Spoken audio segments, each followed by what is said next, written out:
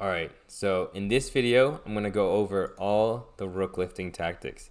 So for those of you who want to play the Stonewall, who want to show your friends how cool the Stonewall is, this is the right video. This is going to be knockout after knockout and all the different ways to finish your opponent. So first, let's just get into a normal position. So here, castle, castle, let's say c5, c3, and knight c6. All right, so this is the starting point. So something that's very important, and definitely check out the general video on the Stonewall about all the little things that you want to know. If you can, go knight d2 first. Because if you go knight d2, after knight e4, they can't go knight e4. Some of them will go knight e4. I've seen this a lot. And you just win a free pawn. Boom, you're happy. But basically, after knight d2, you prevent them from coming here. So now they're going to be kind of stuck. Let's say knight e5.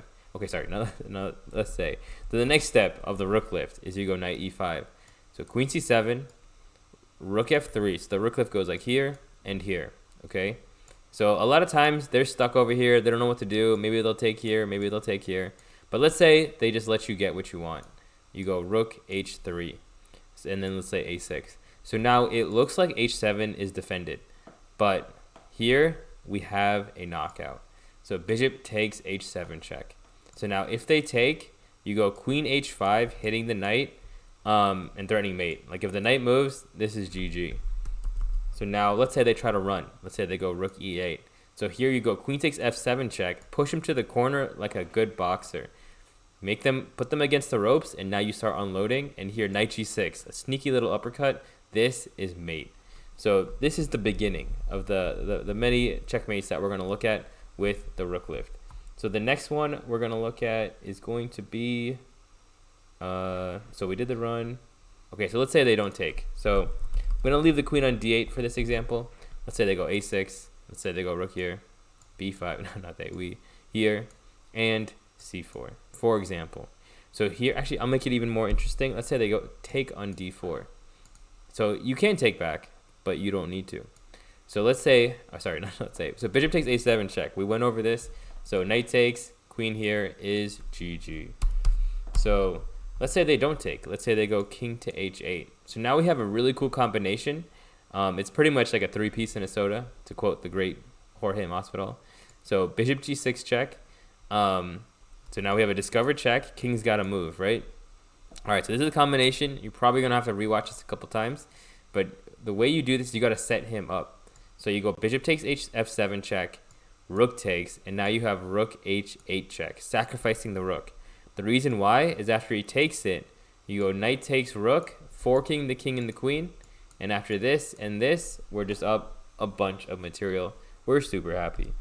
Okay, so that is the setup if they don't take. Now let's look at, for example, if they go here. The more common is they put a knight on d7. You can use the same idea. So bishop takes pawn check. They can't even take. They go king h8. Now here, how do we finish off our opponent? So what you can do here is you can have some fun if you want. So you can pretty much move this bishop anywhere, right? Because it's going to be check. So you can go bishop f5 check. He cannot take the bishop because he's in check. So king g8. And I'll show you the mate, and I'll show you how to have some fun. So rook h8 check. This is like, if anyone watches UFC, there's this Cowboy Cerrone highlight that's just like the Matrix. It's like punch, kick, knee, elbow. I mean, there's also an Anderson Silva one too. But so queen h5 check, king g8, and then if you want to have, so this is mate, right? This is checkmate. If you want to have some fun, make him dance. You go bishop check first. Make him do whatever. You can even come all the way back home. It's check here, and now we have another checkmate. So if they don't take, or if you have the forced mate, we have that. So now next on the docket. So we have the combination. We have the forced mate. All right, so now we're going to go into some more intricate kind of rook lifting. So here, this, knight e5. Let's say, for example, they take. So take knight d7 and rook f3. So the first one I want to go through is, actually, you know what? I want to go through this one. Let's say they go, okay, let's say we go knight d2. Forgot to do that. And rook e8. So if they do this, we have another combination. So you're going to go bishop takes h7 check, king takes, and now queen h5 check. And the reason why this is so strong is after king g8, queen f7 check, king here, you're going to rook lift, and they're pretty much cooked after rook h3. So this is another sacrifice you want to look for. Once you see the board clear up over here, start looking for these nice attacks. Okay, so the next one is, let's say your rook's already on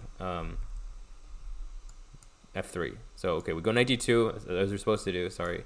So rook f3, but the bishop's not even. Okay, so let's say take, and here.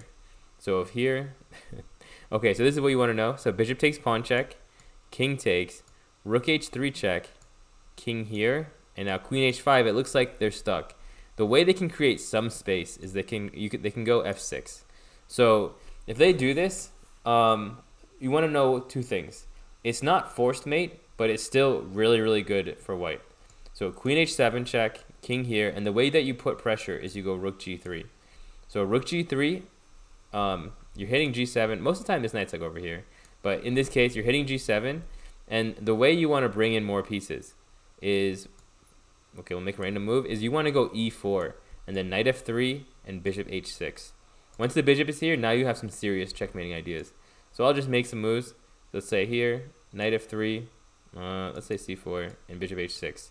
So now here, the more pieces you bring, the better it's going to be for the attack. If they go rook g8, you're going to go rook, I mean, probably you can do something here too, but rook f1, and now you got 1, 2, 3, 4, 5, even 6. You got 6 on 1, 2, 3.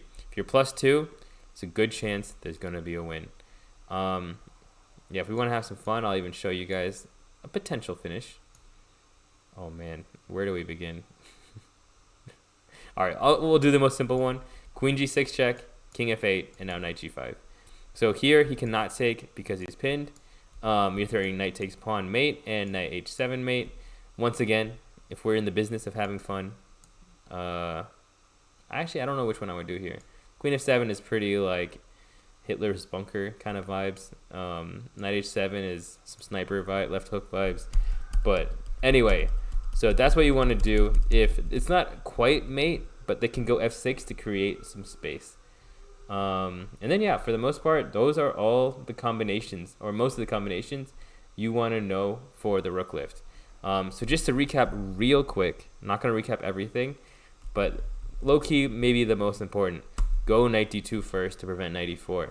And I'll show you why. If you go knight e5 and they go knight e4, now you're kind of stuck. Because you can rook lift, but they're going to go f5, and now boom, they got the bigger wall, and the rook lift is stuck. I mean, you can still try to attack with rook here, queen here, and all this kind of stuff. But if you can prevent it, go knight d2 first, so that now they can't block you. You got them sealed off. It's like a good black belt, taking someone's back, or trapping their arm, or all that kind of stuff. And now you can really start cooking. So yeah, definitely gonna have to rewatch a couple times, but these are why we play the Stonewall. Sometimes, and this actually happened to one of my students. She was like 1500. She was playing a 16 or maybe a 1700, and she literally just got the rook lift. She finished her game in about 30 minutes, maybe even less, against a 1700. That's like a purple belt. So this, you will get this at least once in your life, and when you get it, you'll be like, yo, I just got a free win. I'm a gangster. So